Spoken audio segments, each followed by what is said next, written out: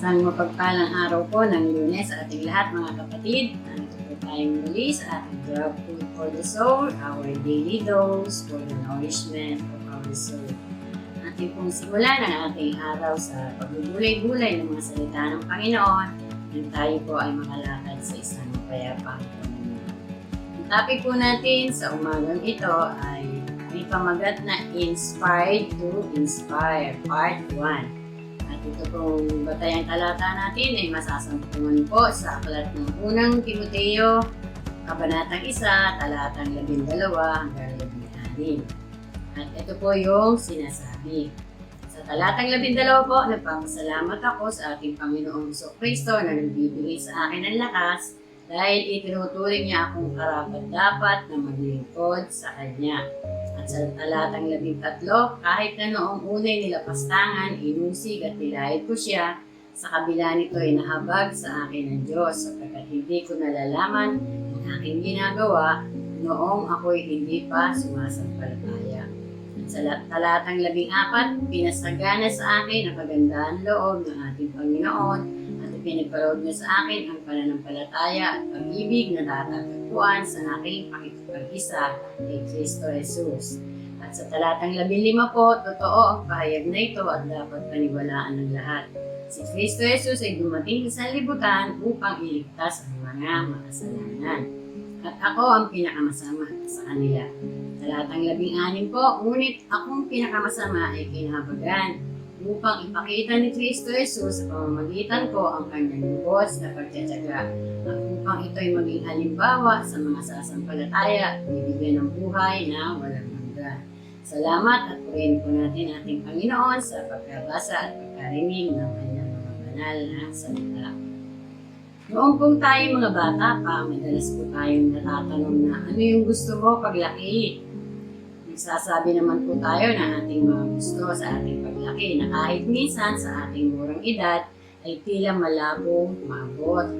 Kapag pumunta naman tayo sa ating iglesia, kapag tinanong na tayo na gusto mo bang maging pastor o diakonesa, madalas ang sagot po natin ay next question please o kaya ay change the topic o hindi ko gusto yan. Ano kaya ang dahilan bakit ayaw? Dahil kaya sa nakikitang hirap ng mga pastor at diakonesa, dahil sa kanilang nagiging kalagayan sa iglesia, o baka hindi sila nai-inspire. Yan. Sa umaga pong ito, ating pong pagbulay-bulayan yung paksang inspire to inspire. Inspire to inspire.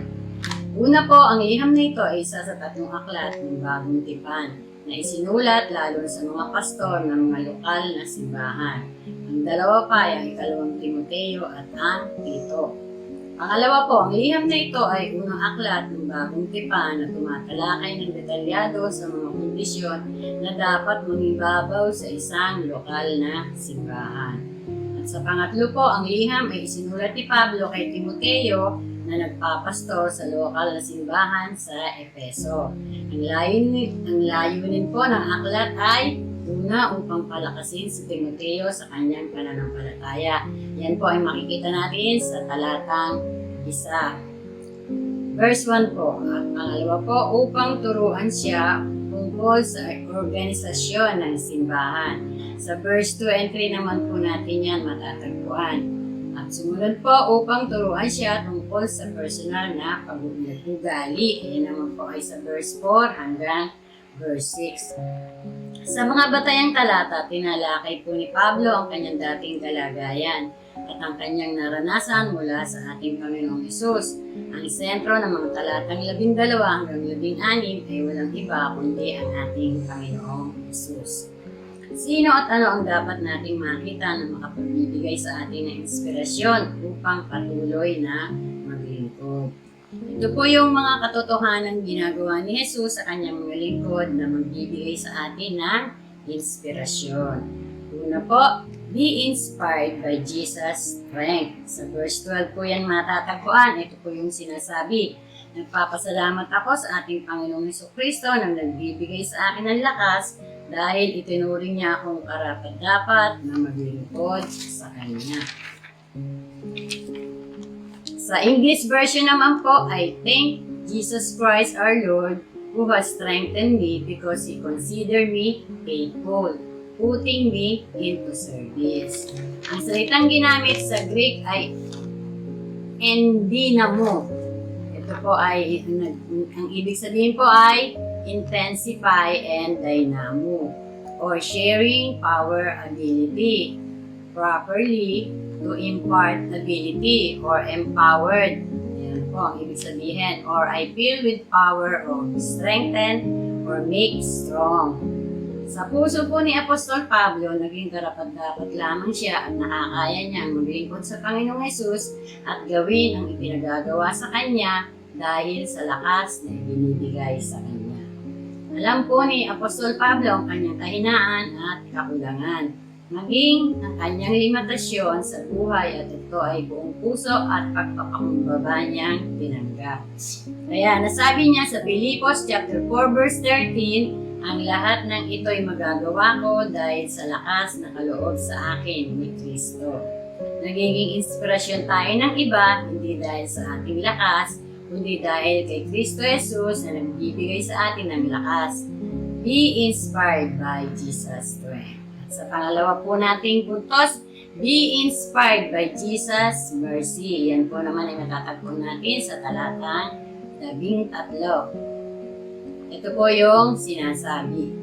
Kahit na noong unay nilapastangan, inusig at nilait ko siya, sa kabila nito ay nahabag sa akin ang Diyos, sapagkat hindi ko nalalaman ang aking ginagawa noong ako'y hindi pa sumasampalataya.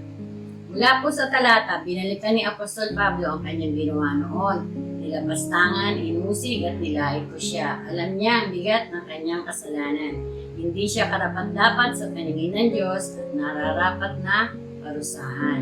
Subalit nakita niya kung paano siya kinahabagan ng Diyos at kinawaan siya ng Diyos. Ang salitang mercy o awa sa Griego ay eleo. Ang ibig sabihin ay to have pity or mercy or to show mercy. At mula po sa salitang eleos, to compassionate. Or kaya ay sa word na did or specially by divine grace. Have compassion or pity on or receive or mercy on. Yan.